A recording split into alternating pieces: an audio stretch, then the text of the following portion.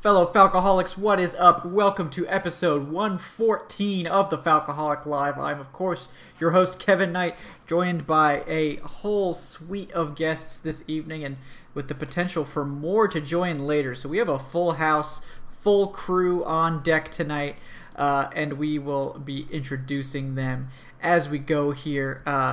First, I want to give a special shout out to the boss man himself. He is at the Falcoholic, Dave Choate, editor-in-chief. Dave, how are you doing this evening? Well, I'm just basking in the glory of week one, getting ready for week two. Just having a great time out here. Glory might be generous, but yeah, I'll give it to you there. I mean, it's glorious for somebody. Yeah, I mean, having football back was pretty glorious. Like, I was happy with that. I enjoyed watching the other teams that I didn't care about, play poorly and bad and being emotionally detached, and then the emotional attachment was a little difficult on Sunday. We'll get to that, of course. Yeah. Also with us tonight, the usual suspects. First off, Adnan Ikic at Say Which Way on Twitter. Adnan, how are you doing tonight? Worse than I was last Wednesday after that game, but at least football's back. Yeah. And so something tells me I'll be feeling even worse next Wednesday, so I hope not. Yeah.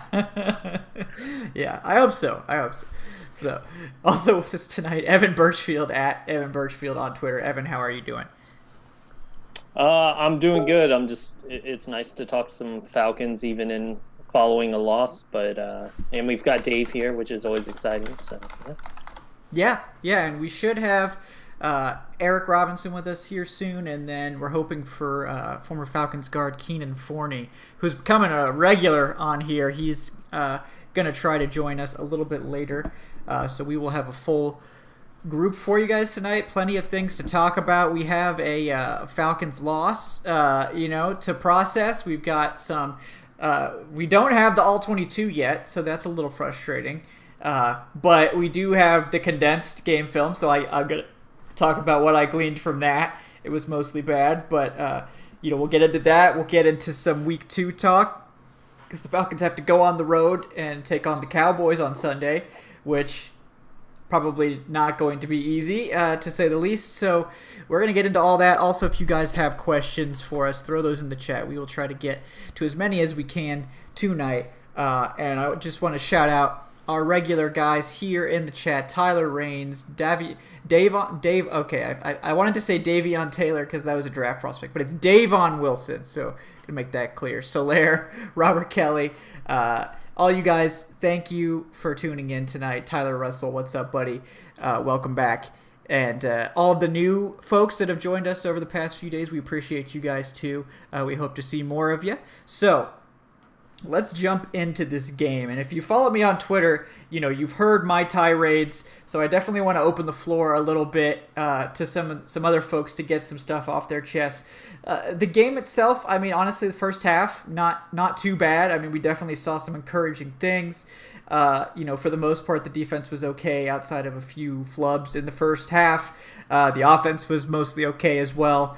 The pass rush in particular. And there's Eric. How you doing, Eric?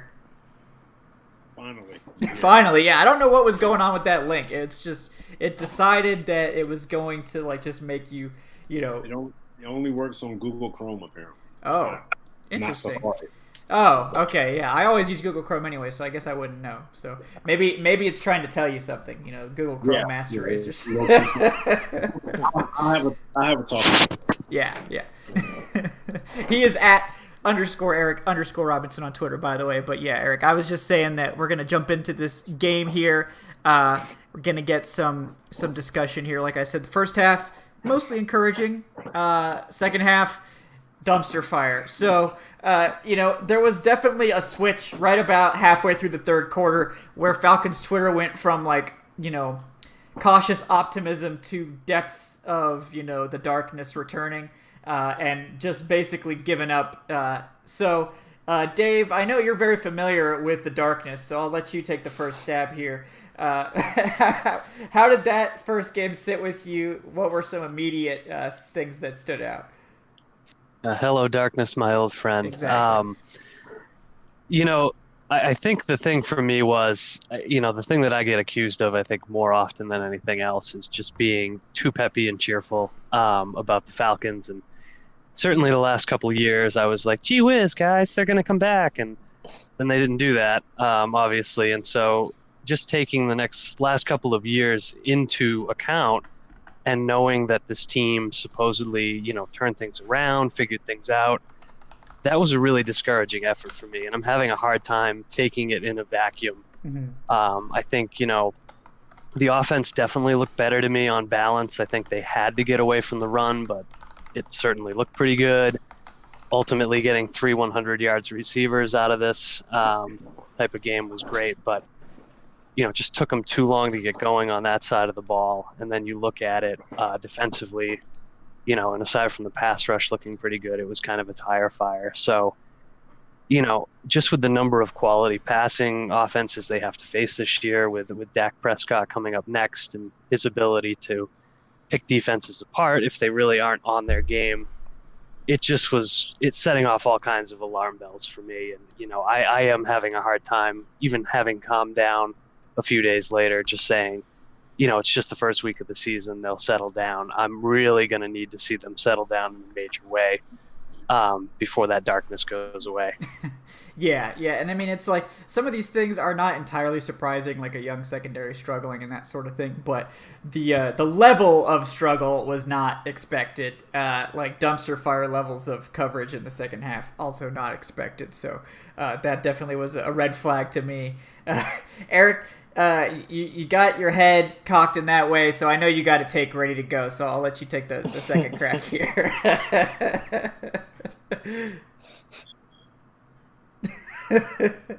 Oh, that pause. Oh man, he's just getting ready. I can see it. I watch a lot of Stephen A. Smith, by the way. The last couple of days has truly brought everything home for me. I can deal with a young secondary struggling. I can deal with some growing pains with that. I can deal with, a few breakdowns on offense here and there. I can deal with a pass rush that's inconsistent. What I can't deal with is having your offensive coordinator and your defensive coordinator literally say, we didn't think the 2 best players on the team were that important. I cannot deal with that. Okay? It's one thing for them to feel that way. It's another thing for them to really publicly come out and say, I didn't game plan for Jamal Adams. I didn't know he was that good of a blitzer. He had 6.5 sacks last year. Where the hell you think he got the sacks from? I mean, he just blitzes once a game, Eric. Like maybe. There's no tackle in the Jets defense? No. He was 10th in the league last year in blitzes from a defender. Yep. Do your homework, man. Look, he blitzed once on the first drive. We thought that would be the last time we saw it. Like that, he only gets one a game, right? I mean, that's the rule. Out so many times in last week's episode. We were like, seriously? Well, yeah, that was incredibly frustrating. Yeah. And for my defensive coordinator who just got a promotion, who has been through those dark days in Tampa, and we thought that, okay, him in Atlanta, he's resurrected himself a little bit. He could be on the path to another head coaching job. Let's pause that right now, okay? Because he literally just came out today and said, I didn't think Russell Wilson in the passing game was that important to focus on. I'm concerned because we have 15 more games remaining. And I'm concerned because I'm afraid Raheem Morris is going to come out again and say, you know what? I didn't think Aaron Rodgers was really that good of a quarterback to worry about. Yeah, like Ezekiel Elliott, I mean, he's kind of mediocre, right? Like the Cowboys' passing attack, I bet we just weren't ready for it. I'm afraid Dirk Cutter is going to come out and say, yeah, Khalil Mack is out there, but we're still going to run to his side anyway because he's not that good of a pass rusher, right? Like, the on the field stuff, they can overcome with time. I cannot literally grasp the concept of these 2 coaches, former head coaches, by the way, former Buccaneers head coaches, by the way. I cannot grasp that concept of these guys literally coming out and publicly saying what they've said the past couple of days. That shows a complete ineptness. Like it's completely mind-boggling for them to come out and say something like that. But you just diagnosed it, didn't you? You said 2 former Buccaneers head coaches. That really should have been the warning bell right there. You know, the first game of the season. I don't know. You had maybe 4 months to game plan for the Seahawks. Right. That time goes fast. It does. Watching time a lot flies. of movies, you know. Hit that Netflix queue, got to get through it at some point. Great British Baking, man. There's like 7 seasons of that. Can we talk about that instead of the game? We're going to go up to Seattle concerning more about Chris Carson and not the all-pro quarterback that has taken the team to 2 Super Bowls. Yeah, but then they would expect us to game plan for Russell Wilson, so they didn't see that coming. So we had him. So right it was where the we Galaxy brain strat, actually. Like if we game plan for Russell Wilson, That was reverse. It was like, oh, wait a minute, no. Oh, okay, I get it. Okay, so this is something that reminds me a few years ago. So background check, I'm Bosnian, and other than the Falcons, my favorite and most dear sports team to my heart is the Bosnian national soccer team. Made the World Cup in 2014. In 2015, they're playing a qualifier for the Euro Cup against Cyprus. And Cyprus, no disrespect, they're a lowly soccer country, which was not supposed to have any chance on the field against that generation of Bosnian players who just made the World Cup. So Bosnia loses that game 2-1 at home. Very big embarrassment, huge loss. Head coach comes out after the game, says, "Yeah, well, I didn't really feel the need to scout them. I felt like we had better players." So, like, I'm just, like, thinking, and I'm comparing it to right now. Oh, okay, like, you didn't scout them, huge mistake. Okay, you game plan for Chris Carson, huge mistake. Why are you telling that to the media? Exactly. Like, why? There's no need to say that. There's no need to publicly announce your mistake and your idiocy in this case. Like, that's not helping anything. Mm-hmm. The only thing I can think is that he was kind of doing what I think Raheem Morris does and falling on the sword for the fact that his players were not good enough and ready enough. That's the only legitimate reason I can think to say that out loud. Yeah, I mean, or he's just being too honest. Like don't say that. Like, don't say that. Like, I get, like, I mean, honesty's great, but, like, football coaches lie. Like, that's their thing. Like, you just lie about that kind of stuff. Like, you just pretend, like, oh, yeah, we game planned for it. Like, we just didn't execute right. Like, just go to the tropes. Go to the tropes. Like, I would have accepted that. Hey, we had a game plan. It didn't work. We'll go back to the drawing board. Yeah. All right, coach. I give you benefit of the doubt there. Right. But it's like, if you can't figure out Jamal Adams is going to blitz you, like he was a late addition, so let's just give him the benefit of the doubt. It's like, okay, he got added like 2 weeks before the season, or a week before the season, or whatever it was. And like, so you don't have 4 months to plan for Jamal Adams, but you have 2 weeks. Like, if you can't look at that player who they traded 2 first-round picks for, it's not like this was like, oh yeah, we sent a conditional 7th for this random guy and he just happened to play well. Like, this is Jamal Adams, okay? This is like the most high-profile trade of the offseason. And it's just like, it seems like he was just not really accounted for. They were like, oh yeah, Jamal Adams, he's like a good guy, right? I mean, maybe he blitzes once a game, no big deal. We'll cover it up, We'll have Luke Stalker out there. It should be fine. Sorry, Luke Stalker. Well, he said that he didn't know that he blitzed numerous times a game, right? There's 16 games in the season. He blitzed 90 times last year. Do the goddamn math. I'm sorry. It's at least a few. Times a game, right? He's good at math. I mean, he told us himself he's good at math. And the analytics. Yeah. The analytics. He likes well, to be fair, I'm not going to, like, sink Cutter for, analytics, because the analytics weren't necessarily the wrong call there, but it was just the execution of that.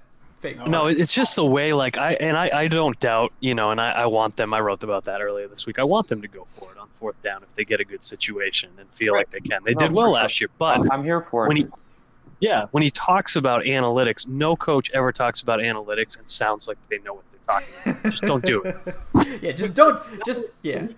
Also in the same conversation, he said that analytics should not get paid much attention until the end of the season, but then he came back around and said, I'm good at numbers. Right. I'm a good analytic guy. What? I've never heard someone say I'm good at math that's actually good at math. Like, if you're good at math, you don't need to tell people you're good at math. Like, you people just know are. who's good at math. Yeah. I just every time we talk about head coaches and analytics, I'm just reminded of John Gruden, like last year, just coming out saying, "Oh, analytics. Well, we've got to go back to 2002. You know, he's talking analytics. Yeah, we'll have analytics. We'll have a DJ at training camp. Like, is that what he thought that analytics was? DJ Analytics, yo. And then really hit the nail on the head there. Like, it's one thing to honestly feel that way and believe that determine the outcome of the game, but it's another thing to publicly come out and say that. Yeah. And like, that's just complete, like, what the hell are you doing? You're literally admitting that you didn't game plan for the two best players on the opposing team. That's basically what you're saying. And my thing is, you have an out. Like, it's baked into sports media that coach speak is a thing. Like, it has its own, like, Yes. Coach speak is its own, like, verb. Like, we have coach speak out here. Like, if you go out and give us every single cliche, you're going to be off the hook. Like, you'll get that out. People will, like, be like, okay, he's just, like, coach speaking, whatever. Like, one thing, Dan Quinn, I don't care for his press conferences, like, incredibly boring because it'll just be coach speak over and over again. But I would rather that. Like, I give Dan Quinn, I give him props because he never really gives other teams bulletin board material. He never throws himself under the bus. He'll go out there and be like, oh, yeah, we're pissed off. Like, oh, okay, coach, we were pissed off last year, too. It is what it is. Yeah. Out of hearing that. I love that meme where it's like, oh, yeah, we're pissed off. And it's just like 7 like different quotes over the past like 3 years. And like, oh, yeah, we're so pissed off. We're like, we're more pissed off than we've ever been. Yeah. We're going to be fast and physical. We're going to do this. Like, come on. I can see why our readers call him Sergeant Slogan in the comment section. That's good. I like that. Yeah. It is very good. But he will, like, never – like, that's not something I'm going to criticize Dan Quinn for, his coach speak. Like, the great coach – Bill Belichick will never give you anything. Yeah, he won't even answer your question. He'll just, like, glare at you until you leave. Yeah. Bill Belichick would never say, we didn't focus a whole lot on Russell Wilson. We thought Chris Carson in the run game was more important. You'll never hear him come out and say this. No, because he wants everyone to think he's a genius. He might be. So I mean, I guess the upshot here, though, is that they figured these things out. That's encouraging, right? Yeah. You know, they figured out that the two best players on the Seahawks are good. Yeah, we know that now. Yeah, so maybe if we play them again, yeah. It came after a loss. Like, it's you should have known this. It kind of goes to me. I feel like the Falcons have had a collection of coaches that just says these idiotic things. I will never forget Mike Smith saying sacks don't matter. What the hell are you talking about? Like, I don't get it. We have glorified tackles for loss. Yeah. Why are the Falcons stuck with coaches like this? I don't get it, man. Jesus. Just watch the Falcoholic live. I swear they'll win. Yeah, we could hire us as a consultant. We'll tell you what players you should game plan for. You don't have to do any work. You know, you got us. And you know, if they lose the same number of games, we'll just give you cliche answers. Yeah. What did we say on last week's show? We said that Adams was going to have his own blitz package. We said that they were going to test the Falcons' young secondary. Did we not say that? I said exactly, Isaiah Oliver should not be matched up on DK Metcalf because of the speed disadvantage. And there you go. They left him on an island with DK Metcalf on 4th and 5. 4th and 5. Yep.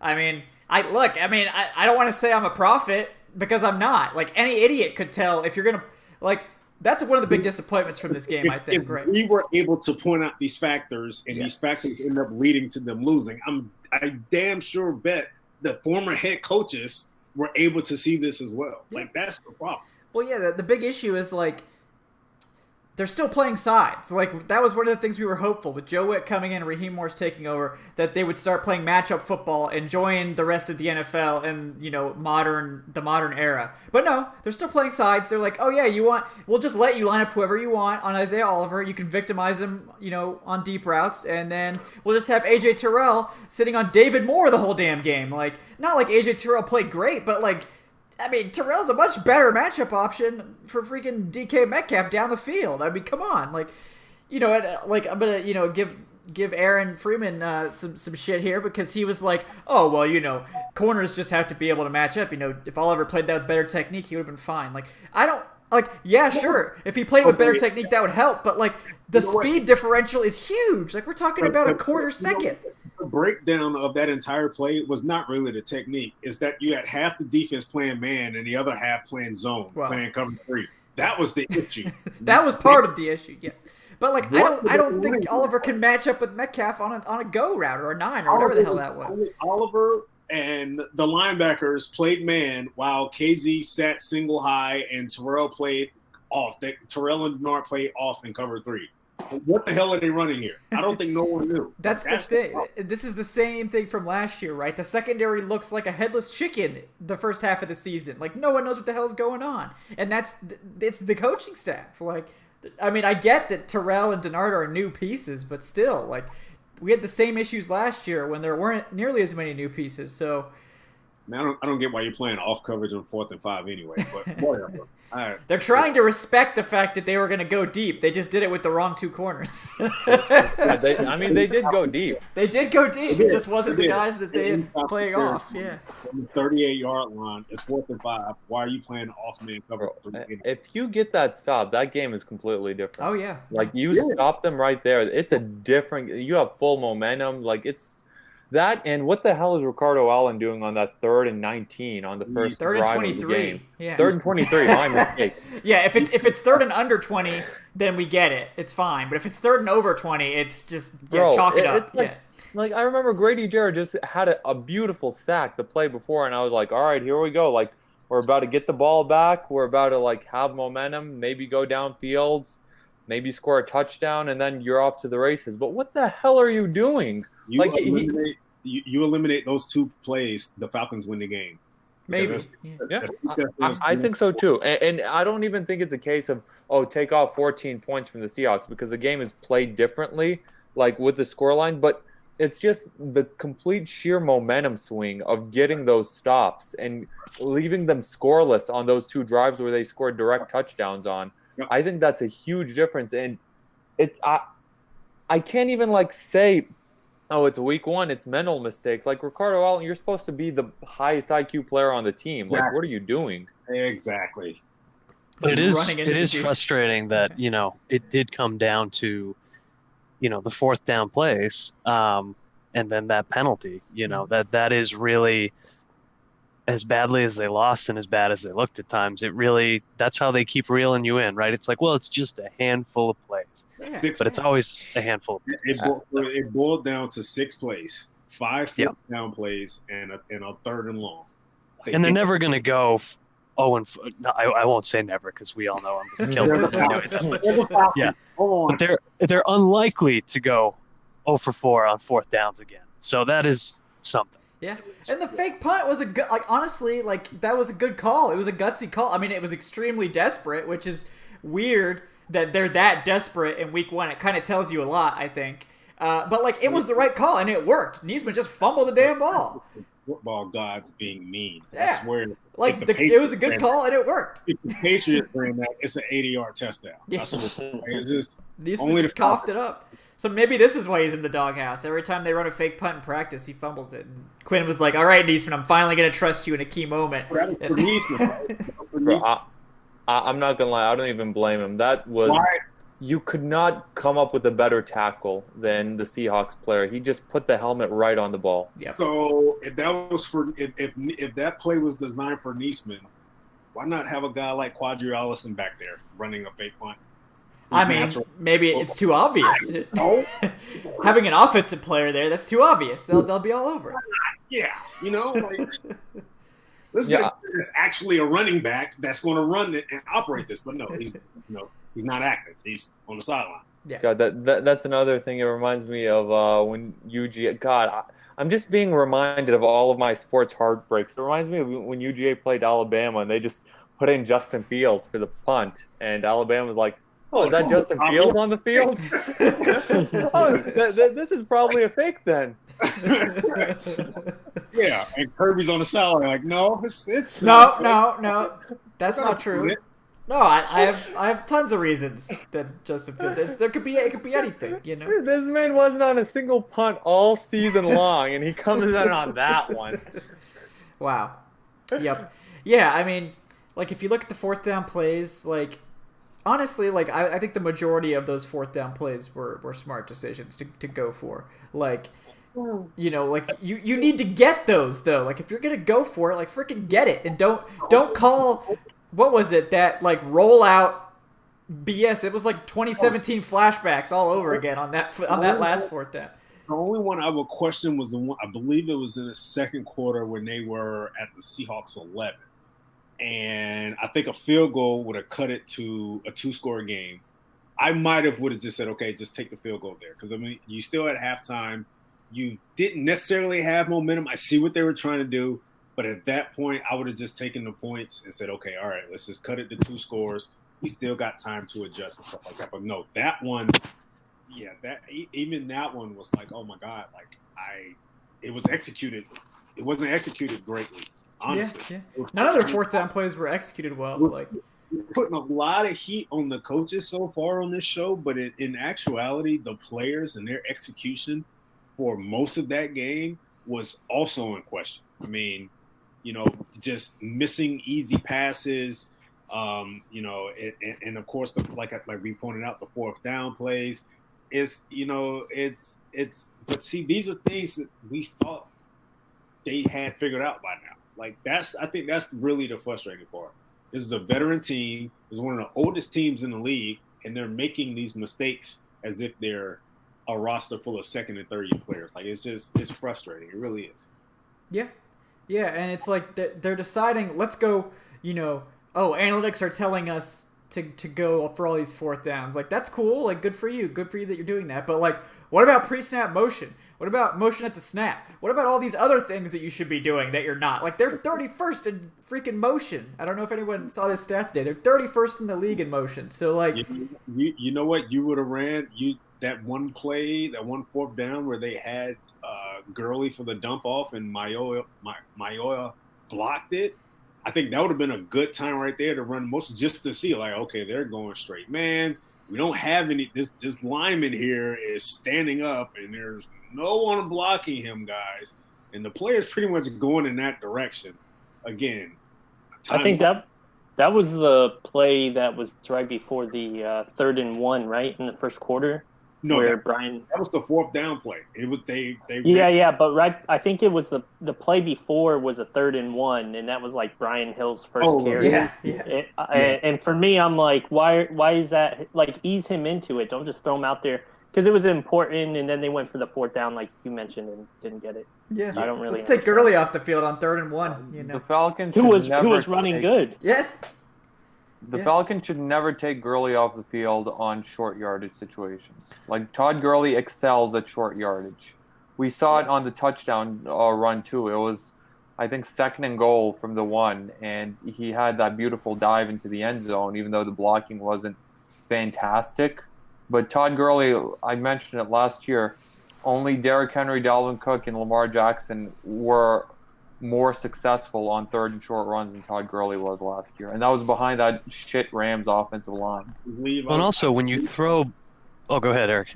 I believe it was also pointed out that Gurley was 3rd in the league last year in red zone touchdowns with 12. Mm-hmm. Yeah. So, yeah, why is he off the field on 1st and 2nd? And in that first quarter, I think he was or maybe it was the first half, he was averaging like 5 yards a carry, too. And that was Brian Hill's first carry.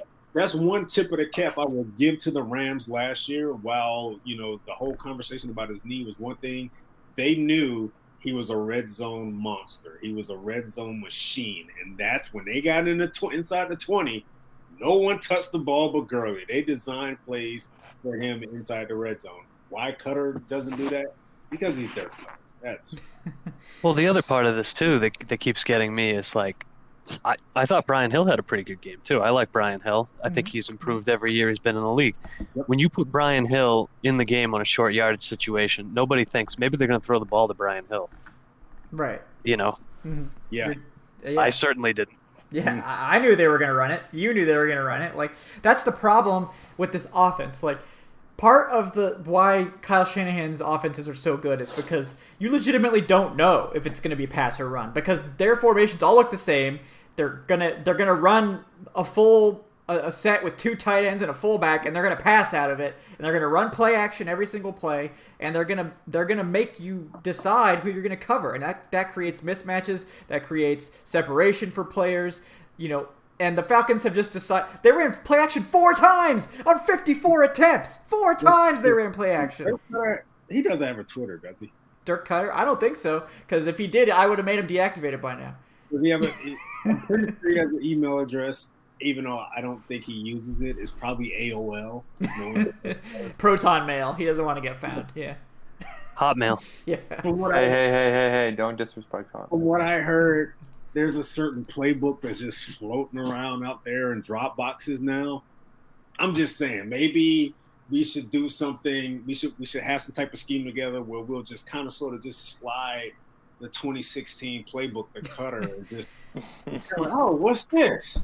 Oh, go ahead and take a look at that, Dirk. See what that is. It blows my mind that playbook is definitely still in Flowery Branch, and everyone's just been like, nah. Like one of us just puts on like a trench coat and shades and a dark hat. And you get this from me. And just kind of drop it in front of him and walk away. Like you should knowing Dirk Cutter, he'd probably wipe his ass with it. Probably. Well, I think too the other thing is like I saw earlier today that, you know, first game of the season and all that, but Falcons were like 31st in week 1 for pre-snap motion. Like, he's not running the offense that Kyle Shanahan ran. I don't know why we have to keep pretending this is happening. Yeah, because he was hired to run it. Dan Quinn said they were going to run it. No one stopped to think, you know, maybe this is a bad idea, that this man who has never run anything even remotely similar to this offense is going to be hired to run this offense. You know, now he's here. Okay, he says, well, I'm going to try to run it because that's what they hired me to do. You know, full well knowing that he doesn't really understand it, the concepts, you know, how to call it, how to get in any sort of rhythm with it. And like we've seen it, like he can pretend that he knows how to call it. When they do their scripted plays at the beginning of the game, it looks like Shanahan's offense. You know, there's some play action, there's zone stuff, there's some motion, and then as soon as those scripted plays are gone, it's up the middle power, it's 4 verts, it's let's just throw the ball. Like, all the creativity in the run game is gone, the play action's out the window, there's no pre-snap motion. Like stop pretending that you're actually trying to run anything other than Dirk Cutter's offense, because we know you can't freaking do it. So stop lying to us. Like, the team is just straight up lying when they say they're going to run a Shanahan offense, because they're not going to. Cutter can't do it. We've seen it for 2 years now. So, like, why the lies is, I guess, because, I mean, are they really that like that they think their fans are going to revolt because they switched to Cutter's offense? Like, everyone knows you're running Cutter's damn offense. I just don't understand the reasoning in any way, shape, or form here behind any of these decisions. Yeah. Maybe that says everything. No one has any answers. But aside from that, things are going great. Aside from that, everything's positive. Yeah, you know. Yeah. On to Dallas. Right. On to Dallas. Yeah. I mean, we should probably talk about. Well, I mean, yeah, it's Dirk Cutter. I'm pissed about that. You guys know that. There'll be plenty of time. I'm sure we'll have more opportunities to continue to shit on Dirk Cutter over the course of the season. But I mean, to me, that was the main hang up I had about this entire season, was like, this offense is not going to go anywhere else with him at the helm. Like, it's going to be a top 5 offense in yardage and a mediocre offense at scoring. And with a shitty defense, that's not going to win you very many games. Like, I'm just come to the fact that we have 2 coordinators that are literally very incompetent. At week 1, I'm looking at this and I'm saying, it's gonna be a long season. Yeah, I mean that's like, I know, like, usually I'm the guy that's like, wait and see. It's week 1, wait and see. But, like, this is too familiar now. Like, this isn't just week 1 anymore. This is like, oh, this is the exact same story we saw all last year. Like, And the year before. And the year before. 2019. Yep, all over. Yeah. So like that's why I'm having at least. I mean, I assume you guys are the same way. Like that's why the reaction is so strong after a 1-game sample size, because this isn't about a 1-game sample size anymore. This is like a 3-season sample size. Like if you just take one game out of context, it's like, oh, well, this game wasn't very good. But like all of the same things that killed this team in 2019, 2018, like, I give them a pass for 2018 because the injuries were just ridiculous. Like, I mean, it was fair to say, okay, this season went off the rails because of injuries. That's fine. So, like, in that year... Yeah, go ahead. Oh, I was just going to say, but, and that kind of gets back to it. A lot of people are like, I've seen this a lot from fans, we should have fired Dan Quinn right after they lost the Super Bowl. That was never going to happen. No. And then 2017 was a playoff year. 2018 was injuries. 2019 was the last chance. I don't see how you can come into 2020 and look at this team and say, all right, that was the last chance last year, but we got to take this one game at a time. I think we're past that. I think we're well past that. Yeah. God, but can you imagine if we would have just like fired Dan Quinn and just made Shanahan the head coach after 2016? That would be it. That would have been unprecedented. Like, that's the thing I think people don't understand. I think only Al Davis would like do something like that. Yeah. The late Raider, because he just didn't care. No, like he did his own thing. Yeah. But like hindsight being 2020, like this team would probably have like a couple Super Bowls.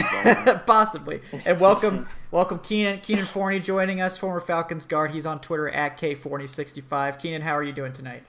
Good. What's up, y'all? How y'all doing, man? Pretty good. We've got y'all got rid of the hangover? Gone? Yeah. On to the next week. I mean, yeah, that's where we are right now. Yeah.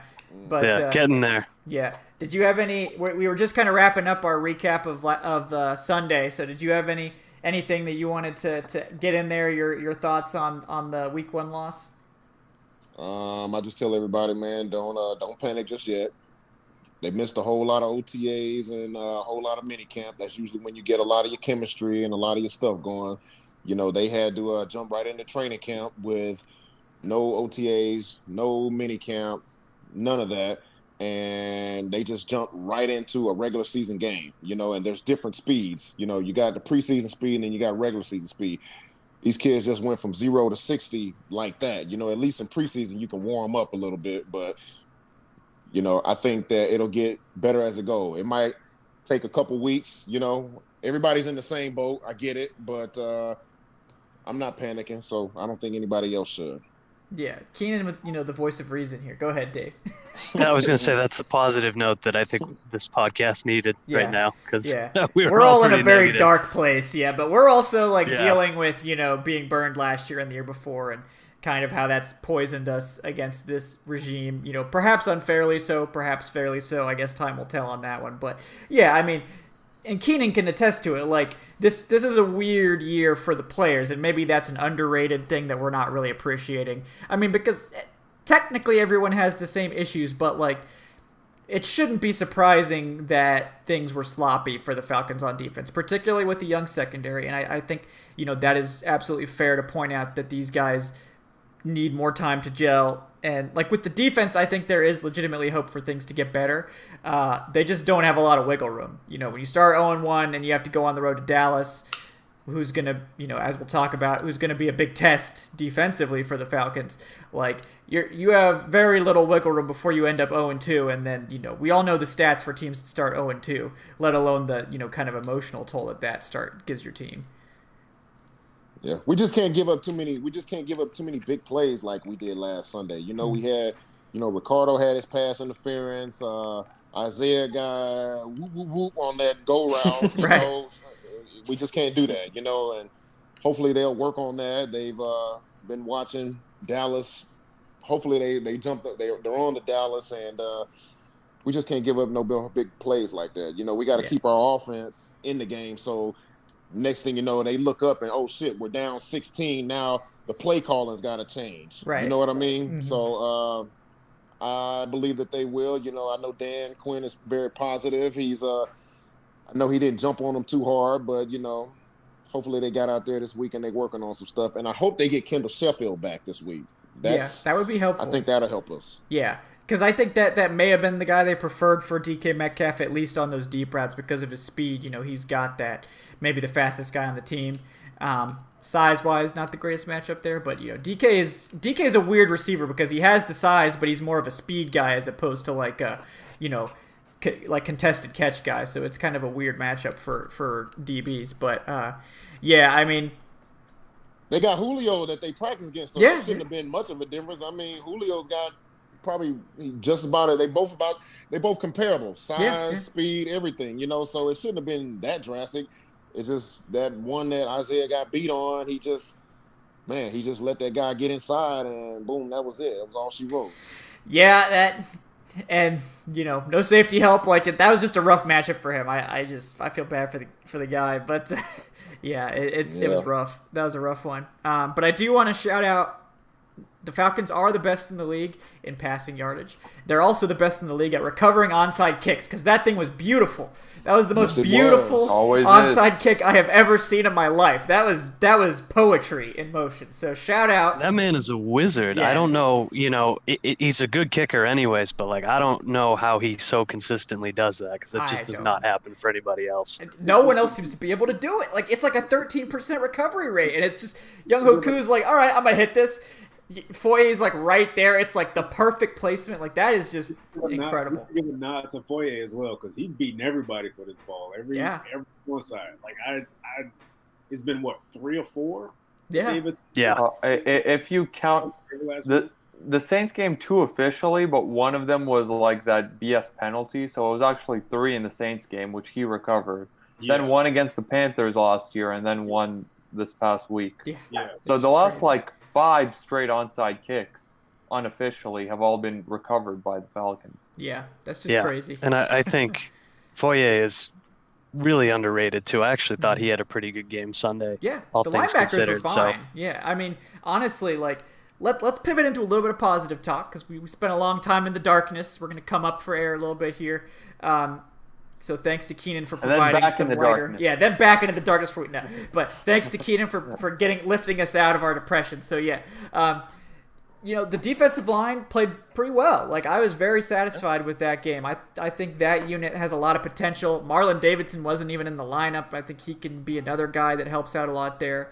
Grady Jarrett was awesome. Tack McKinley looked fast. He looked faster than he's ever looked. He dropped some weight. Even Deidrin Sonata, one of our highest graded Deidrin Sonata out here making plays. We left this man for dead going into the season, and he's out there playing snaps. So you guys think he thumbed his nose at Quinn in the locker room? I'm pretty sure he did. I'm pretty sure, you're gonna. I can't wait for him to be inactive next game. Right. Oh yeah. He just has the highest grade on the defense, and they make him inactive. But so the defensive line, just big props to them. I mean, I've never seen the Falcons put that much pressure on Russell Wilson before. They played the Seahawks a lot. Maybe I guess you could say the 2016 game. Maybe that was the only other time I've seen them put that kind of pressure on Russell Wilson. Hey, tell me I'm not the only one. When Tack got that sack right from the jump, I got a little bit of wood. A little bit. Okay, Tack, that's how we starting the year. Yeah, all right. That's that's a normal reaction. I'm not going to judge anyone. Yeah. To me, it was seeing 3 sacks in the first half. I'm like, oh my god! Remember last year we went 4 games without a sack. 4 games in a row without a single sack. I remember. I think it was 4 or 5 games in a row. Oh yeah. They broke that streak against Seattle, and then to see 3 in the first half, I was like, oh my god, this is beautiful. Oh yeah. Now, they were active. The sacks were one thing. I would have loved to see them get a couple more in the second half, but we just got to give them the benefit of the doubt with that. The pressures are also another thing. They had 10 total pressures. Mm-hmm. They were able to get to Russell Wilson. Yes. Granted, Russell Wilson still completed 31 to 35 passes. He did. That's neither here nor there, but they were able to make him uncomfortable. Yes. And when it comes to playing Seattle and beating Seattle, that's one thing you got to do. You got to make Russell Wilson, react a little more than he wants to. I mean, I know he's a running quarterback. He's able to pull the ball in and run for a first down, but you can't just let him sit back there make a sandwich and call Sierra and then throw a touchdown. Russell Wilson was the only quarterback in the NFL to not throw a pass into tight coverage. Yes, Yeah, that was once. the problem. The pressure was good, but the DBs there was just tons of separation. Like Why can we never have both? Why is it like two things that matter? we had like the good DBs a few years ago, but the O-line got no pressure, D-line got no pressure. Now it's like that's our curse. You know, we just go from one to the other. You Yeah, got the pass rush, but yeah, man, they can't keep coverage on the receivers, man. They're giving them these big windows, but then that's all we need, man. It's just two teams to click together, right. and we'll win some football games. Yeah. So the pass defense was a disaster. Yeah, I mean, we'll be able to get pressure on Dak because they're playing without Lyle Collins, who's on IR. But there's no Claiborne. There's no 6 sacks we for don't have Claiborne. Claiborne. How are we going to do that? Yeah, Chaz Green isn't walking through that door. Robbie Erlin, I think is his name. Their swing tackle also is out for this game. So you're not getting pressure. You're probably not getting pressure against Zach Martin or against Tyrone Smith because those two guys are all pros. And Keenan can talk about Zach Martin better than I can because Zach Martin's one of the best guards I've ever seen. But there are like leakages around that defensive line. Like the Rams were getting consistent pressure. Granted, they had Aaron Donald who had like a pressure rate of like 30% in that game. Aaron Donald was pushing multiple dudes into each other, just like jumping Donald off the snap. Zeke Elliott. He threw Zeke Elliott at Dak in that game. That was like Michael Turner with Eric Weems-esque. It was like one arm, up in the air. That was crazy. Yeah. Oh my God. Hey, Zeke tried. That's all he do. That's all he can do. He tried his best. Tried. He's the 2-time defensive player of the year. Right. No, Zeke is like 220 You just gotta pounds. get in the He's way, not a small dude. Yeah, like 220 pounds. I mean, Aaron Donald ain't even. That's not even his warm up in the weight room. Right. You know what I mean? Yeah, he picks up Zeke Elliott with one hand while he's like doing other stuff. It's just like a placeholder workout. So. Yeah, there's some holes on that offensive line for Dallas, definitely. I think, the left guard, he's still kind of struggling a little bit. He's a former tackle from college. The right tackle, I think Collins is still out for a little while, right? Yeah. And another week. It's Terrence he's out Steele. for another week. Yeah, is the undrafted free agent Terrence Steele is currently their right tackle. There are and the center, who was it? Travis Frederick, he had to retire, right? Yeah, so it's they're all Joe three Looney. centers gone. Yeah, Joe Looney is the center. Yeah. And he was okay against the Rams, according to PFF. But here's the one thing I need to see from this defense. I pointed it out in my takeaways article. As well as they played in the first half, I need to see them make that game-changing play in the second half. I need it. This team needs it. Getting some third down stops here and there is great. Getting some sacks is cool. But you know what? Every now and then, Matt Ryan needs a turnover in the fourth quarter. Man. Right. Get him the ball back. That yes, would be sir. nice. Yeah. I need that young defense to make a game-changing play. You guys remember the Colts game last year? If Matt Ryan had one more possession, they would have won that damn game. Yeah. No question in my mind. Yeah. But they cannot. They're so immune, and it's been like that since for the entire Dan Quinn era. We can go back to the Super Bowl. They can't make that play in the second half when they desperately need it.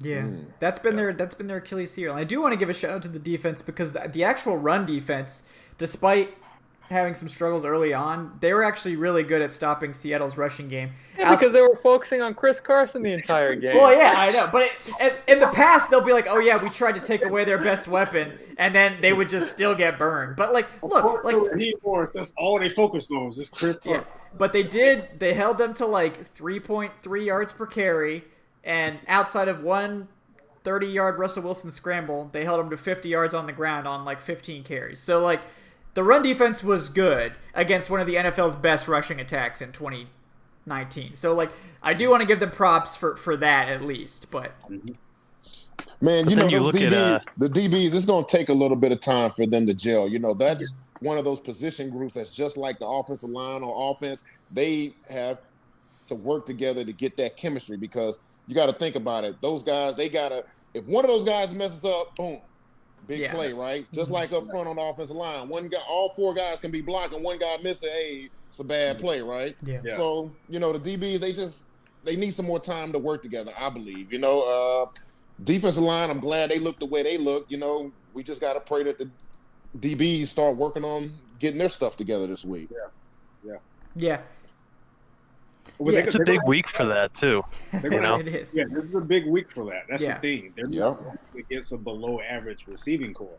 You know, they're going against, you know, one of the top, you know, receiving cores in the league. And we saw it last week. Now, the Rams were able to contain that passing game for Dallas a little bit. But granted, that's because, you know, they got some studs on that back end. Regardless how we feel about Jalen Ramsey and his flopping, the guy can play some football. Yeah. John Johnson at safety, he's pretty damn good himself. So they're going to have a test this week. I just hope I'm prepared for a shootout. I'm being quite honest with you. Yeah. Oh yeah, yeah. I mean, their defense, like Leighton Vander Esch broke his collarbone. He's out 6 to 8 weeks. Sean Lee woke up this morning and he was injured. He probably sneezed and got hurt like he usually does every year. He's out. Jesus. I'm hoping for, like I said, I'm prepared for a shootout. But the only thing I'm hoping for is I'm just hoping this defense makes a critical play to win the game to give them that edge. And honestly, they have to. They have to. They have to. The Falcons can be on the winning side of a lot of these games if we just give Matt Boone the ball one more time. Yeah. Yeah. Yeah. And I was looking at Dak's just accuracy numbers a year ago, and he's one of the few guys that, you know, not only was he more accurate, did he have more on target throws last year than Russell Wilson, but he also threw the ball further downfield. And like that's what scares me is like Wilson was methodical. He picked them apart. Yeah. So they really have to get it together really quickly because Prescott's not going to mess up unless you force him to. Yeah. The thing about, and the big stat is for the Cowboys, for me, they were 30th in the NFL in drop percentage last year. And despite that, Dak Prescott still had 4,900 yards. He still had 30 touchdowns. Like, you assume with those great receivers like Cooper and Gallup and now CeeDee Lamb, that's going to regress to the mean a little bit. And, like, Dak Prescott is one of my dark horse candidates for MVP. Like, I think Dak is the real deal. Like, I was talking about it before the show. I bought all the Dak Prescott stock in fantasy football this season. Mm-hmm. Like, he's a problem. And you match him up with Zeke Elliott as well, who, and that offensive line isn't as good as it was a few years ago, but it's still one of the better O-lines in the NFL. You have 2 All-Pros along it. Like, it's going to be difficult for the defense. It's going to be a shootout this week.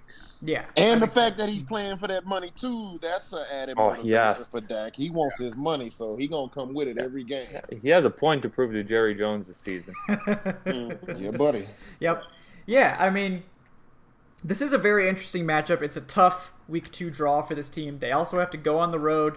You know, they do potentially benefit from not having fans in the stands, so that, you know, because that could be a very loud environment to play in. So, but you know, the Cowboys looked very mortal against the Rams. Like, this is a team that was a sneaky Super Bowl contender. You know, they had their own share of struggles in week 1, particularly on the defensive side of the ball, where, you know, Leighton Vander Esch is out. Like, he is going to be gone. You already said Sean Lee is out. You know, so it's Jalen Smith and then, like, nothing. Like, it's the linebacker core is a disaster right now. Jalen Smith is a good linebacker, but he's one man. And that secondary was already a big question mark. Like, you know, Trayvon Diggs, I thought he had a pretty, you know, up and down entry to the NFL. He wasn't a disaster, but, you know, that's not somebody you want matched up with Julio Jones necessarily. You know, Chidobe Awuzie, like, is that somebody you want, like, matched up on Calvin Ridley? So, like, the Falcons, if they can protect Matt Ryan, I think have a pretty good shot at scoring in this game. But what do you guys think about how the Falcons match up on offense against this injury-depleted Cowboys defense? Here's where I'm a little concerned at. You know, you made the talk about the linebackers and the DBs. I'm looking at the guys up front. Yep. Alden Smith played out of his mind last week. Yep. You know what I mean? I've watched all week them talk about, don't be surprised if he gets the NFL Comeback Player of the Year. He was already a good player before he had all his off the field issues, but if he plays against Jake Matthews, I think Jake will be okay. But, you know, Jake's nursing that knee. But also, too, on the other side, you got Caleb, who's got to go against DeMarcus Lawrence. And then they got Dontari Poe, who's a big joker in the middle. You know what I mean? Jefferson Griffin as well. Right. Yes, sir. Mhm.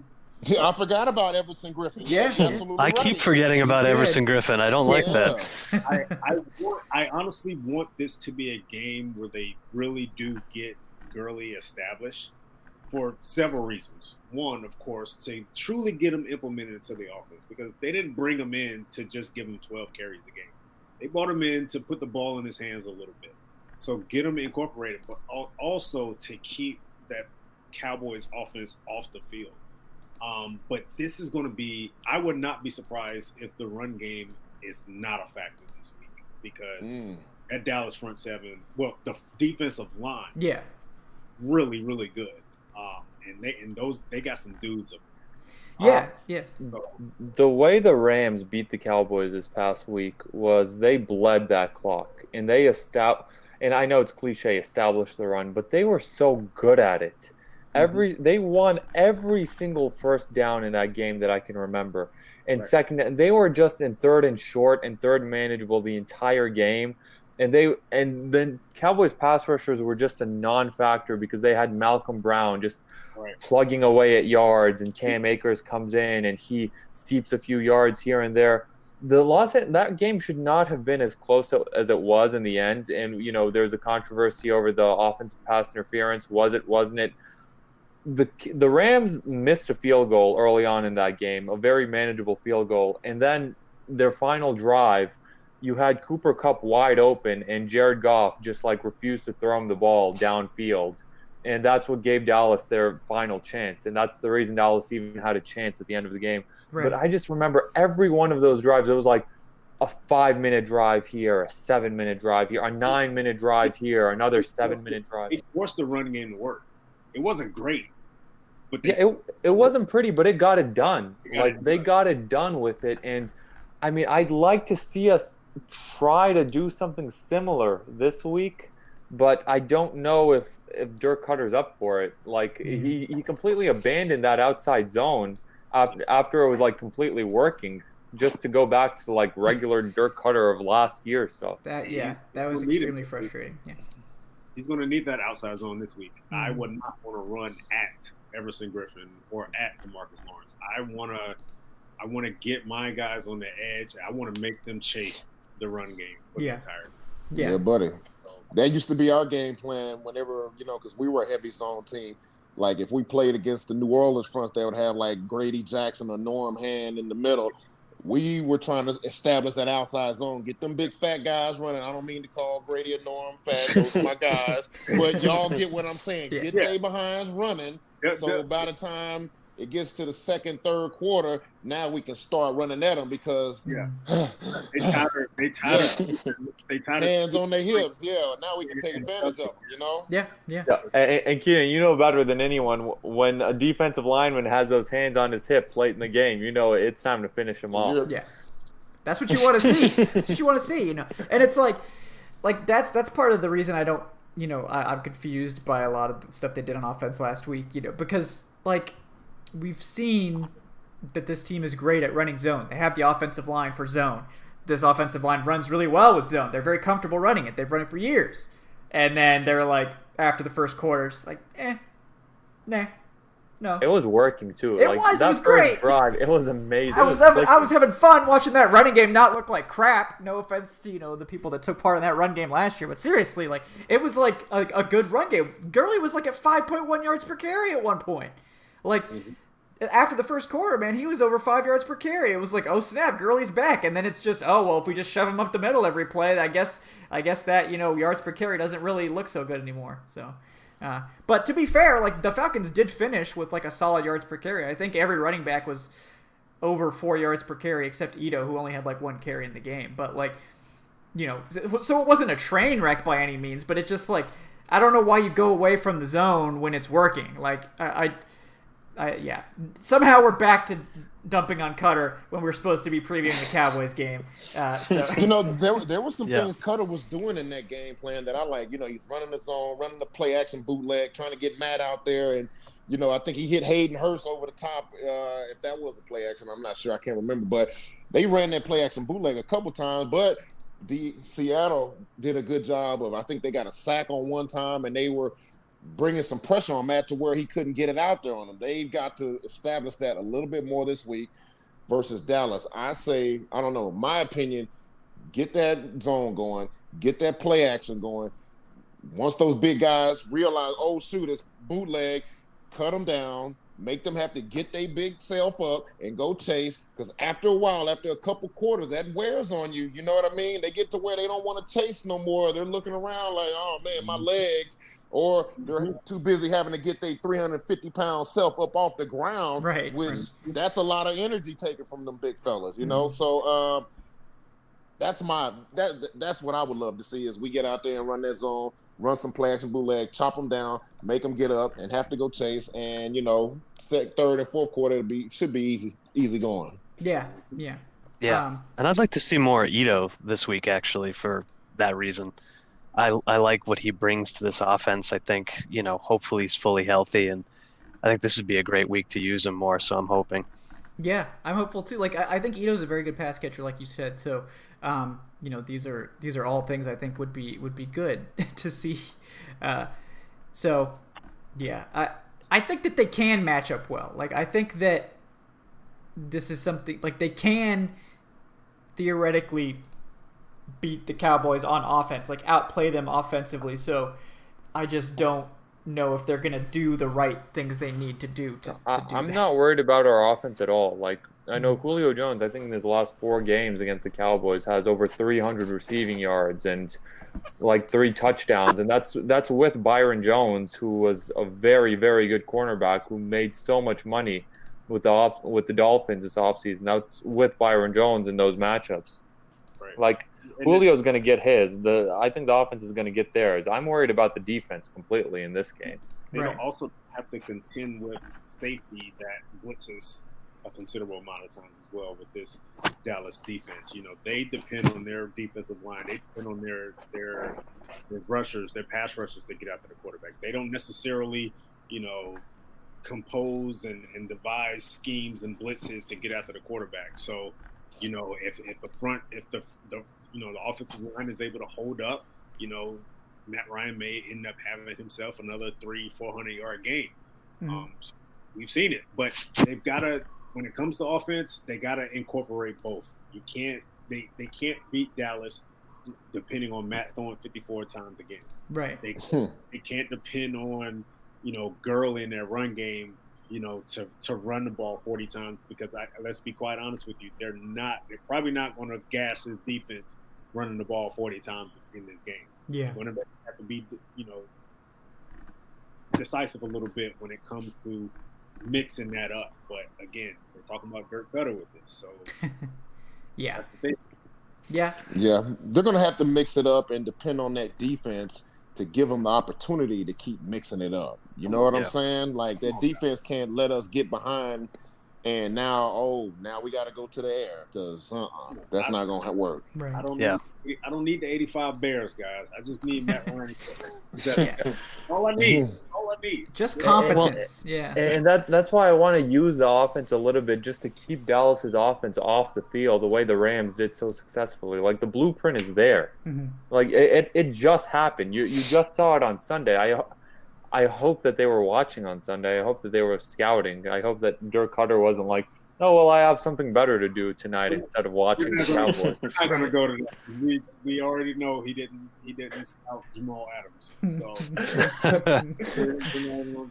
it's like Dirk Cutter decided to read a good book on Sunday night instead of watching the Cowboys.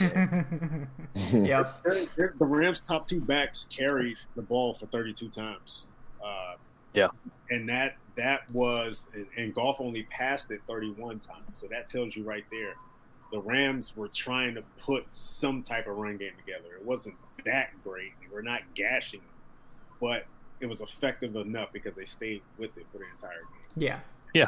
And you know, and it wasn't negative yard. I don't remember a single run or very few that went negative. But fourth quarter, you start seeing Malcolm Brown getting 4 or 5, 6 yards of carry when it was counted. They were getting ready to put the game. Yeah.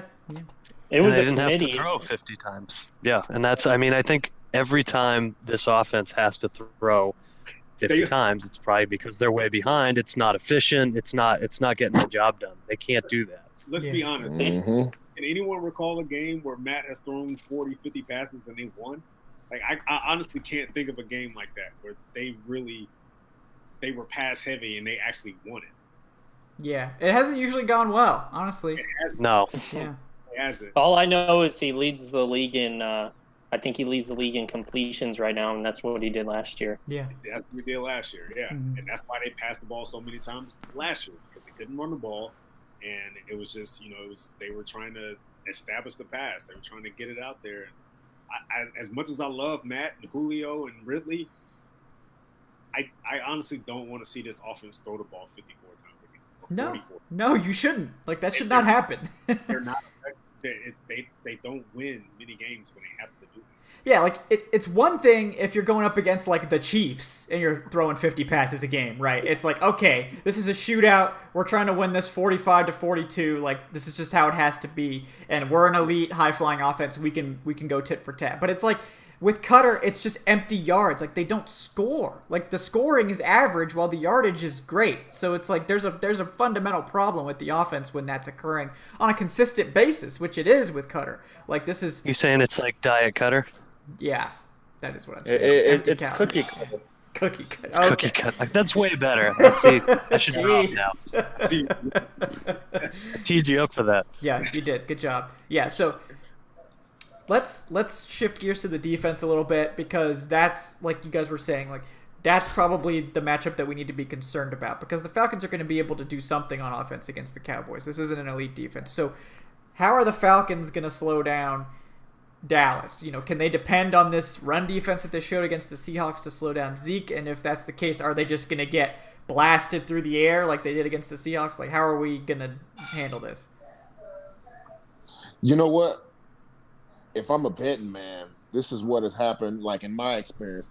Whenever you get your ass kicked the week before and you're getting ready to go up against a really good unit the next week, position-wise, most of the time in practice, instead of playing against the practice squad guys or the twos, we're going good on good, ones on ones, Mm-hmm. So hopefully that has happened this week, so we can get ready to prepare and play against this squad. You know what I mean? Mm-hmm. And I'm just talking about the DBs. You got Calvin, you got Ridley, you got Hayden Hurst, who showed some good, who had some good plays last week. I hope that they went out there and went ones on ones, so it'll kind of give those DBs the confidence that, hey, we can go out there and match up against Amari and against CD. You know what I'm saying? Right. As opposed to just going out and practicing against our twos, and then we still having our communication issues, and then boom, it's the same shit happening on Sunday. You know, hopefully they work out those communication issues, but also too, practice against the ones, good on good, give those guys some, get them to feel good about themselves that they can go out there and match up against, because that's pretty much what it is. Amari Cooper's like, it's like DK Metcalf, almost big receiver. You know what I'm saying? CD's about the same. The thing is, and I'll be honest with you, man, and this may sound like a roll of the dice here. They're going to have to risk having those one-on-ones up the back with that receiver. They got to get after that. Mm-hmm. I think this whole scheme, this whole plan this week, you gotta, and we talked about it a lot during the offseason leading up to the season. They have the athletes to be able to mix things up on the defensive end. Since get some blitzes together, just throw some exotic things. Don't allow Dak to simply read the defense and say, okay, this is what they're going. Because that's the problem they ran into last year when they played the Texans. What did Deshaun Watson say? I knew exactly what they were going. I knew exactly what they were running. And two starting quarterbacks said that last year. That's the problem. Yeah. If quarterbacks are saying, I know what you're going to run, you're not doing anything exotic, you're not mixing anything up, that's an issue. And that's what happened this week with Seattle. Yeah. They didn't really give Russell Wilson any looks. Yeah. He came out of the huddle. He said, okay, they're playing single eye, they're playing here. I'm going to DK because you want to know why? Because my safety is shaded over on the strong side. That's pitch and catch. My son can make that decision. Like, you gotta can't do that in this league, man. So they got to mix things up this week. And they got to throw everything at Dak Prescott. Yeah. In order to try to get Dallas off balance. Mm-hmm. Yeah, we can't just like sleepwalk and like this is my whole thing with like, oh yeah, we can't just play sides anymore. We can't let the offense dictate, just repackaged in another way. But I'm really hoping they're a little bit more willing to adjust, a little bit more willing to do some things, and not just whatever it is that our defensive line needs to go out there and win those battles that they're going to have. Grady needs to go out and win versus Zach Martin. Tack needs to go win versus Tyron. Dante needs to go win versus the other backup. And whoever's playing against the left guard who's kind of struggling, they've all got to go out and win and give our DBs a chance, you know what I'm saying, to plaster them receivers. Yeah.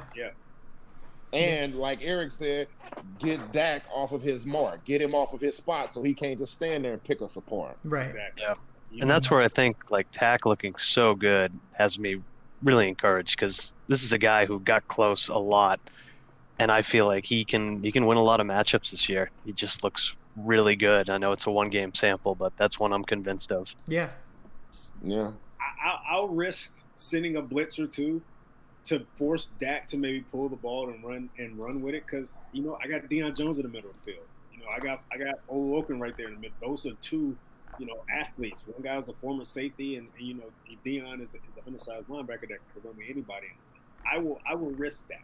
I just can't sit back, come out of the huddle, and let Dak look and say, all right, they're running cover 2, they're running cover 3, and say, all right, I'm going here. I can't let him make his read before they snap the ball. Like he's going to have to get some ugly looks. Yeah. You know what I'd like to see in general?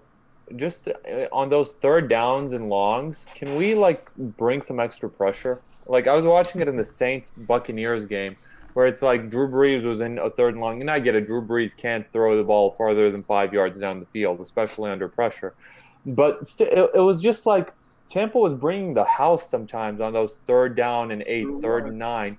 Meanwhile, the Falcons just drop everyone, and they're like, okay, pick apart this zone while we get no pressure on you. Keep it underneath. Oh man, I hate that. Yeah. It's rough. I mean, it's hard to watch sometimes too. I mean, because that was the big problem in Week 1, was that just the receivers had so much space. Like Russell Wilson barely even had to attempt tight window throws because they had so much space. He didn't. So, he had 0 tight window throws. Right. So it was just you can't have that. Like you have to contest throws in the NFL. You can't just give guys. You can't just expect a quarterback to be off target, especially Russell Wilson, for God's sake. You can't just expect him to miss receivers and be like, okay, well, we're just going to make the tackle. They have the athletes to do that. Yeah. It's not like they're suffering at the 2nd and 3rd level. Hell, I would love to see Deion come on some blitzes. Who honestly, what quarterbacks in the league outside of maybe Lamar, maybe Deshaun, are really going to get away from Deion Jones coming to the blitz? Right. It ain't that many. Right. Man, why not even use Keanu Exactly. in the same role that Jamal did last week? Y'all remember last week when they had the 2-3 techniques and double A gap blitzes up there, and they dropped one and they crept and brought Jamal at the last second because the back is stepping up, and bam, he hit the shit out of Matt Ryan. I think we can do some of that same stuff. Like, what was that? A couple weeks ago we was talking about, you brought up the fact Kiki was doing some of the shit on the pass rush hoop. He's doing hoop drills. Right. You know what I'm saying? Send him in there. If you're not going to send him, whatever, man. We're saying all of this stuff, but I guarantee you we're not going to see any of this stuff in the Yeah. That's That's the sad part. Yeah. That's the sad part. We always end up here, don't we? Like it always crashes back down. Yep. Yeah. I told you guys, back into Glass the half full. Glass half full. There you go. Next week, guys, remember when we said they need to send Keanu Neal on the blitz? Oh, they didn't. It didn't happen, did it? Yeah. No. Yeah, it didn't happen. I will say, this feels like a perfect Falcons type bounce back game where everyone is just so low right now. It's like last year after the Vikings game, or a couple of years ago after the Eagles game, where everyone is just like panic mode, and then the team comes out and just looks spectacular. It's just like, was it Vaughn that pointed it out? Someone, or was it Jason? But some Falcons writer pointed out the fact that the Falcons have won like their last 6 or 7 games when they started. Yeah, that was Matt Tabik, I think. Yeah. Yeah, it was like they beat Dallas, they beat Green Bay, They came back and beat the Panthers. And literally their last 6 or 7 week 2 games when they started off 0-1, they've won them all. So and Dan Quinn has never lost a week 2 game in his coaching career with the Falcons since he got here. In 2015, the team beat the Giants in that game where Leonard Hankerson of all players just balled out. 2016 week 2 was that bounce back win against the Raiders, which was a spectacular game where you saw the first flashes of that Falcons offense. 2017 was after the Eagles, the Panthers, I think. The Panthers, yep. The Panthers in 20 where Tevin Coleman just went off. 2018 2018's loss was who did we lost to the Eagles in week 1 in 2018. Or no. 2017 we beat the Bears in week 1. Yeah. And who did we beat in week 2? It was right before the Detroit Lions game where we got the 10-second runoff. Yeah. That was the Panthers. Was it the Panthers? I know the Panthers was definitely in 2018. I think that was the Panthers. So, yeah, they started off 3-0 here. So, yeah. But, yeah, basically what we're saying is that week 2, they always win. Yeah. So, and I will go ahead and say this. The loser of this game in what is really going to be a stacked NFC, the loser of this game is in a hole. Yeah, they're in trouble. It was Green Bay on Sunday night in week 2 in 2017, and that was maybe the best the team looked all season up until the end, because that was spectacular. That week 2 game. Beasley was making plays, which is a rarity. Yeah. It's so I mean, it's like seeing the UFO. Oh my God, big pieces make sense. Like seeing a UFO. Oh my God, that poor man. Oh man, yeah. Well, he's not our problem. I'm just looking forward. I hope that they come out and they play well. You know what I mean? I hope it's not I don't want to say this past week was a blowout, but I hope it's a lot closer, because then even if they would lose, that would give me a lot more hope as to, okay, you know what? We're still coming along. We're still playing hard. We're just right there. Because I remember back my second year, we started off the year 0-2. We lost a close one up in Green Bay, lost at home versus Chicago, another close one. And, we had some really good veteran leadership in that locker room. Sean Jefferson at the end of that game, I can remember just screaming at everybody, hey, just hold on. We got it. We just got to keep working. We got to keep coming back to work. And I think they got some really good vets in that locker room. So, it's just they just got to put it together, and and I believe they will, because the next week, back to that year, we came out, I think, against Cincinnati on a Thursday or Friday night game, and we played well and we went on a nice run. So, and that was attributed because we had Sean Jefferson, Bob Whitfield, guys like that was, they had been through it, and just preaching to all us young guys, man, just keep fighting, keep coming to practice, fighting, pay attention in the meeting rooms, because they knew we had it. We was there. We just kept losing by a real close margin. So I want them to go out and play with real great effort this week, and we'll just see what happens. Yeah. Yeah, and I think, springboarding off that too, even if they do go 0-2, it feels like they're doomed in a lot of ways, because I know Dan Quinn's job security is up in the air. But, if it is close, I don't think this division is necessarily going to be out of reach anytime soon. I don't feel like, Drew Brees and Tom Brady are the players they used to be, and that those teams are necessarily going to be as great as they used to be. Michael Thomas is out a few weeks now for Drew Brees had 160 yards passing, 160. I think we're about to see how good that New Orleans offense really is without right. Yeah. That's a problem. That they're without Michael Thomas too. They are. If I'm Alvin Kamara, I'm like, oh shit. Yeah. Mm-hmm. He really got contained. He averaged 1.3 yards per carry against the Bucks, but he scored those 2 touchdowns. So everyone's like, oh, he had a great game. He's about to get all the. I'm going to, if I'm playing the Saints, y'all gonna have to beat me with Emmanuel Sanders and Jared Cook. Yeah. Mm-hmm. I want Breeze to throw the ball 40 times a game. Good luck. Yeah, that's probably the better situation right now, which is kind of crazy. Oh man, is this the late Corey Woodruff cameo? Sneaking in at the last minute. Hi Corey, what's up, man? I'm back. Yes. How are you doing, buddy?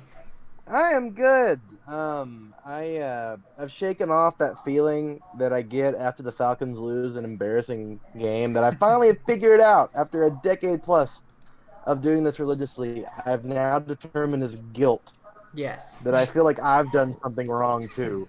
That this, whatever has happened is like somehow I'm responsible for this, at least in part. And I suppose that I am for continual fandom, but Yeah, I guess you Yeah. can take what you can get. I still feel that way about the Super Bowl, so I get that. Yeah. Yeah, it's like- Yeah, I do. Maybe it was my fault. I don't know. Yeah. Well, do you have a take on this Cowboys game before we sign off, Corey, that you want to drop in here? Sure, I can offer a take. I think that right now there is like a distinct possibility they could go 0-2.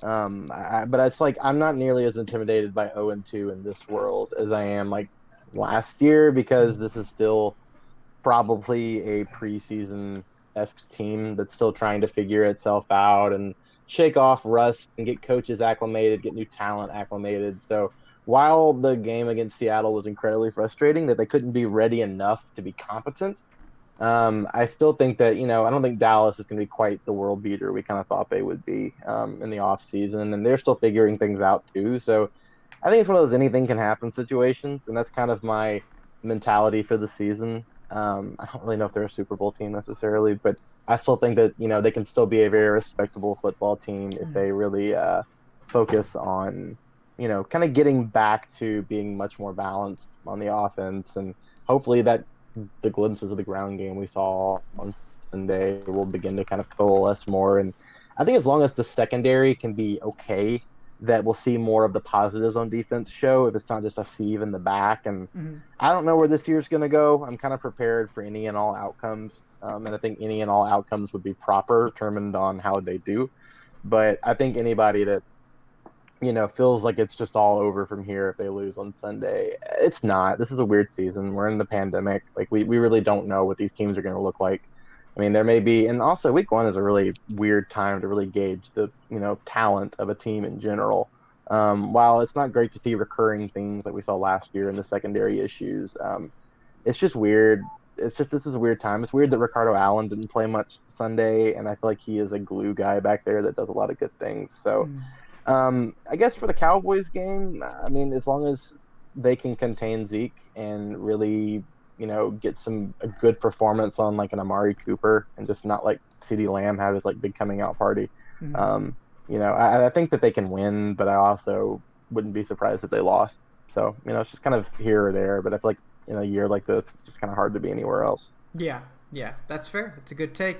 All right, guys, there you have it. You got Corey's take. You got all of our takes. This is a full house of takes, just so many takes in here. But we appreciate you guys tuning in with us on a Wednesday. If you don't mind, before we get out of here, if you guys don't mind throwing a like to the video, that helps are other we going to folks. get some picks in? Oh, yeah, you're right. Oh, man.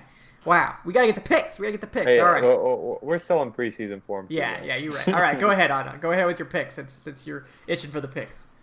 I think we're going to lose. And then I hate to bring us down. I hate to be negative about it. Get out of here, man. Come on. I don't think we can I don't think we have the horses to keep up with Dallas defensively, and I don't trust Dirk Cutter to really do what we need to on offense. But I'm not panicking if we start 0-2 because, like Corey said, this is like a preseason mentality type thing at this point. There was no preseason. There was no OTAs, like Keenan said. And also, there's an extra playoff team this year. So going 0-2 isn't the death sentence that it's made out to be. And then looking forward to the Falcons' schedule, it kind of gets a little lighter other than going to Green Bay in week 4 and then going to Minnesota in week 6. And I'm not nearly as scared of the Vikings anymore because they don't have that great defensive line that we saw last year. They also don't have that crowd. Yeah, that crowd is it's loud. Yeah, but other than those games, you have the Bears, you have the Panthers twice, you have the Lions over the next 6 weeks. So, this schedule kind of lightens up after this Cowboys game. And, I think the Falcons can take that game in Minnesota, or at least one of those between Minnesota and Green Bay. So I think we'll bounce back after this week, but I'm not seeing it this week. Yeah, that's fair. That's fair. All right. Next up, we'll just go in order of pictures on here. So that means Corey's next. Corey, what is your pick for this game? I feel like now that the season is underway and we're seeing things play out, I think we all severely underestimated what Seattle would look like this year. And I think we all might be a little too scared of what Dallas is ultimately going to do. They're still getting used to a brand new coach and they're still working out kinks. I really feel like Atlanta might have a little bit of an edge there, as long as that secondary isn't now what it was Sunday. If it is, then I don't know what's going to happen. But I do feel like even though they're on the road and they're figuring things out, that the season is so weird, I would not be surprised if they squeaked by a 24-20 win. So I think that's where I'm going to go. All right, fair. All right, next up, the Falcoholic himself, Dave Choate. Dave, what is your take on this game? I expected the Falcons to lay an egg one of the first couple games. It's just what they do. So knowing that they've done it now against Seattle, I'm going to predict that they'll win this one. I'm sure it'll be close. I'm sure it'll be frustrating, but I do think they're going to beat the Cowboys, make us feel good, and then hopefully we continue to feel good from there, and it's not like last year where I was so hyped up after the Eagles game, and then they, lost the next 6 games straight. So yeah, but I'm feeling pretty good about this one, even if I still don't have any idea how they're slowing Prescott down. Yeah, that's also very fair. Very fair. Okay, next up, Eric Robinson at _Eric_Robinson on Twitter. Eric, your pick for this game. Oh, I'm with Adnan. I think they go 0-2.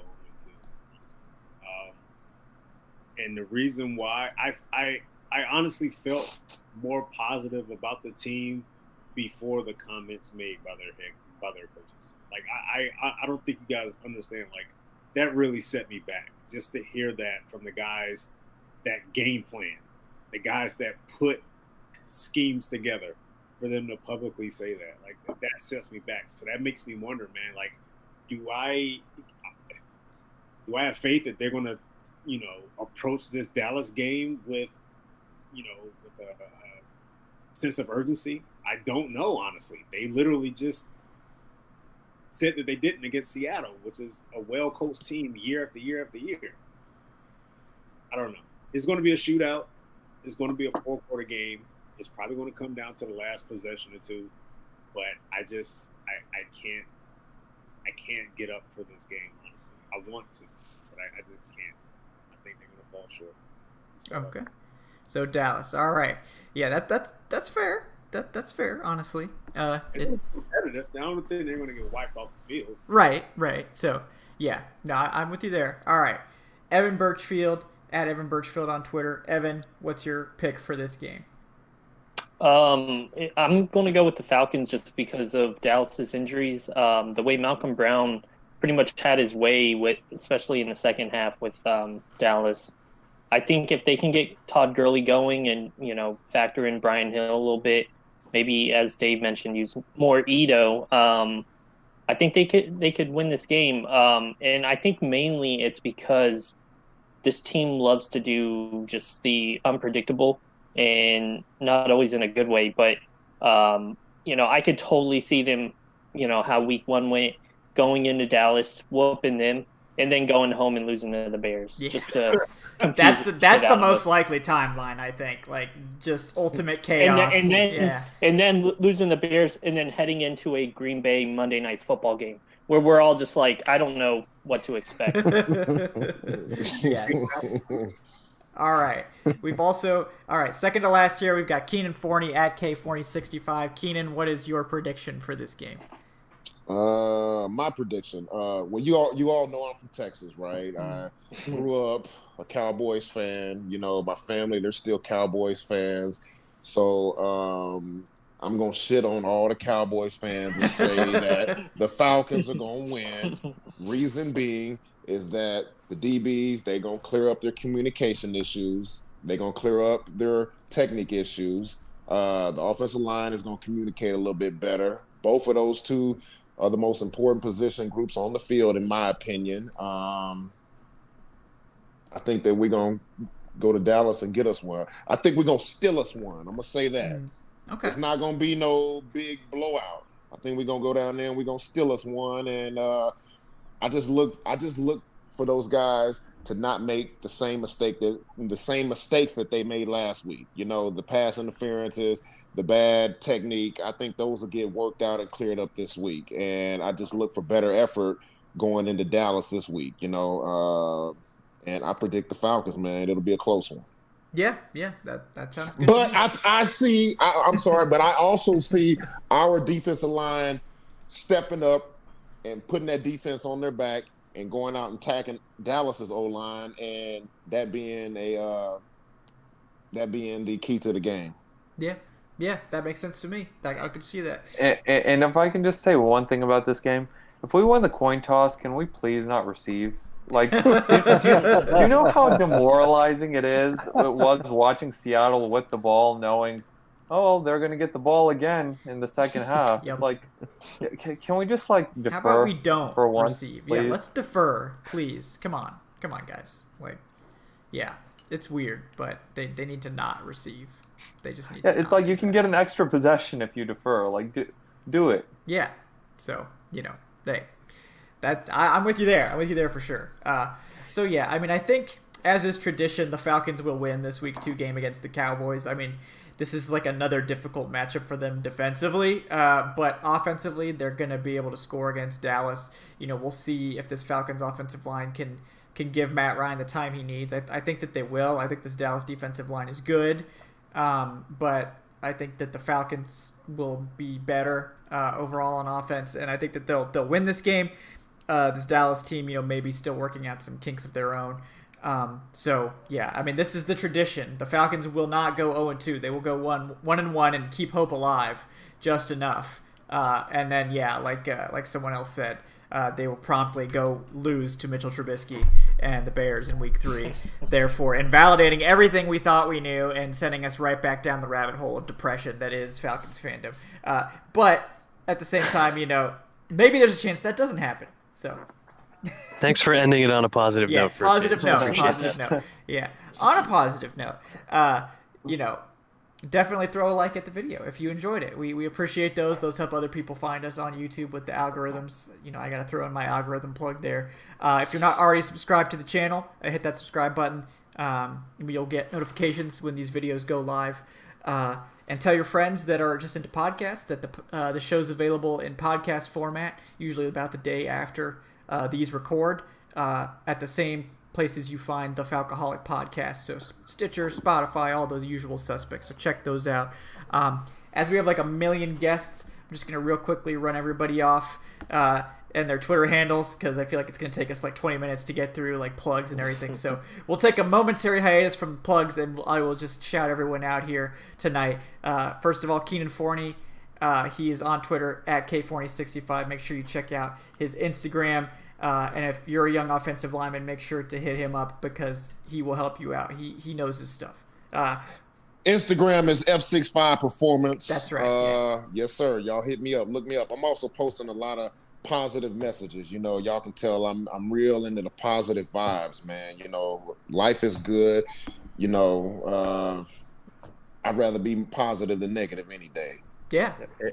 We need it right now. It's a great balance between like the rest of us right now. Yeah. Keenan's like hey, we're gonna see positivity. if I can stay this way as the season goes. Yeah. You know what I mean? We'll see. Hey, and I just want to say, the guys in the comments, Adrian Garcia had a great idea in the comments. Let's defer, and then let's go onside kick right away to start. Right the game. away. Why not? No better way to send a message. Get that recovery right away, and then just take it from there. The rest of the That's game. how you get an extra possession. Yeah. Yeah, but knowing the Falcons, they'll be offsides on that. Probably, but at least they tried, right? Yeah. But also with us tonight, Evan Birchfield. He's on Twitter at Evan Birchfield. Definitely check him out, and check out the Falcoholic's Instagram as well. He's the one in charge of that. So if you do the Instagrams, check out Keenan and check out the Falcoholic on Instagram as well. Eric Robinson on Twitter at _Eric_Robinson. Believe Eric Eric always has stuff coming out on the site, so check that out. I think he might have something that came out yesterday. I believe it was the things we learned about the game. Yeah. So check that out, guys. Also working on the preview for week 2. That's right. Preview for week 2. So check that out. That's coming up as well. You know him, the man, the myth, the legend, Dave Choate. His official handle is at the Falcoholic. Or if you're looking for Watchmen gifts, or if you're looking for beer takes, he's at Words and Beer. So you can hit that up as well. But obviously, the Falcoholic Twitter handle, great place to get all the Falcons news. He welcomes all Falcons takes, all hot. Don't do that to me. Come on. If you have any complaints about the Falcons, just at Dave Choate. Yeah. Oh, God. There's going to be some random guy with the Dave Choate handle that's about to get hammered. Oh man, you about to get a shitstorm in the mail. Yeah. If you've got those, Without anti-Matt fail. Ryan takes, yeah, send them at the Yeah, Falcoholic. any Matt Ryan takes, send him over to at the Falcoholic. He All loves right. those. That's rough. I'm cleaning house after the show. You guys are gone. Yeah. We had a good run. We had a good run here. But also with I us, regret nothing. yeah. Also with us, briefly, Corey Woodruff. I believe it's still Corey Woodruff 47, right, Corey? Mm-hmm. All right, yeah. It is indeed. Yes, and you're also doing like film review stuff, right, for Nashville? Yeah, so my main job actually, I'm actually around a bunch of high school football games all fall because part of my main job where I am as an editor is covering the prep scene, and it is a different experience to be in a football stadium and there to be people everywhere. Yeah. It's wild. It is absolutely wild in this time we're in. Yeah. So definitely check out those takes if you're interested in Tennessee prep football. I honestly don't know anyone else that's covering that. So Corey's got the market cornered. So you're gonna have to hit that up. Yeah. So yeah, definitely follow him, guys. He's got some good takes about the Falcons too. And then finally, Adnan Ikic at Say Which Way. Adnan's always got stuff coming out on the site. Right offhand, I can't remember what it was this week because we just got started. I probably should know since I'm the editor, but I know it's good. How about you just tell me what it was on? Bail me out here. Yeah. I have What If the Falcons Win and Lose coming out, and also Fantasy Stud and Dud, and the weekly recap of the NFC South, which wasn't fun to write last year because I was only talking about how the Saints were winning every week. So hopefully it'll be more fun this year. Yeah, I hope so. When we just, maybe the dried out husks of Tom Brady and Drew Brees dueling back and forth, will give us some good NFC South content. So yeah, I'm hopeful, but we'll see how that goes. It was only week 1, right? So we'll have to see how that develops over the course of the season. But otherwise, guys, thank you for tuning in. We will be back Sunday after the game, win or lose.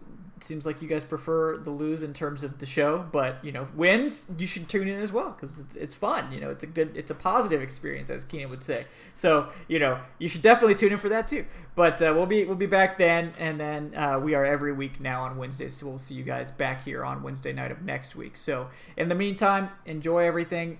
Try to enjoy this Thursday night game. Maybe Joe Burrow will make it entertaining. Maybe the Browns can play. I'm intrigued by that game. Yeah. I mean, it's we'll see. There's still hope for both teams this early in the season, so I guess that makes it interesting.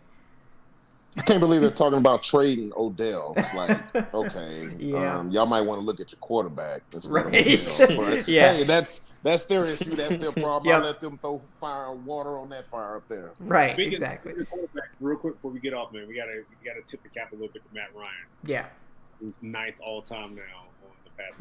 Yes. Mm-hmm. Yeah. Matt Ryan. Congratulations, Matty Ice. Congrats. Oh, That's yeah. big. Mm-hmm.